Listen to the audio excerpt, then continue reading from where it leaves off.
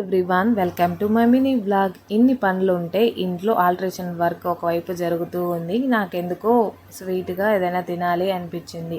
ఇంట్లో చూస్తే ఇంకా పైనాపిల్స్ ఉన్నాయన్నమాట. ఇంకా బయట ఎందుకు డబ్బులు ఖర్చు చేయడం అన్నట్టు ఇంట్లోనే నేను పైనాపిల్తో క్యాసరీ చేస్తున్నాను. ముందుగా ముంతమాడు పప్పు ద్రాక్ష నెయ్యిలో వేయించి పక్కకు పెట్టేసుకున్నాను. ఇంకా రవ్వ కూడా వేయించేసుకున్నాను. అదే కడాయిలో కాస్త నెయ్యి వేసేసుకొని పైనాపిల్ ముక్కలను కూడా మంచిగా వేయించుకున్నాను అనమాట. ఇంకా 2 గ్లాసుల వరకు రవ్వ తీసుకున్నాను కాబట్టి 4.5 గ్లాసుల వరకు వాటర్ యాడ్ చేసుకున్నాను. వాటర్ మసులునేటప్పుడు నా దగ్గర ఆరెంజ్ కలర్ ఫుడ్ కలర్ ఉంది కాబట్టి వేసుకున్నాను. వాటిలోనే రవ్వ కూడా వేసేసుకొని ఉండలు కట్టకుండా మంచిగా కలుపుకొని మనకి తగినంత షుగరు, కొద్దిగా నెయ్యి, లాస్ట్లో డ్రై ఫ్రూట్స్ అన్నీ యాడ్ చేసుకొని మంచిగా కలుపుకునేసాను.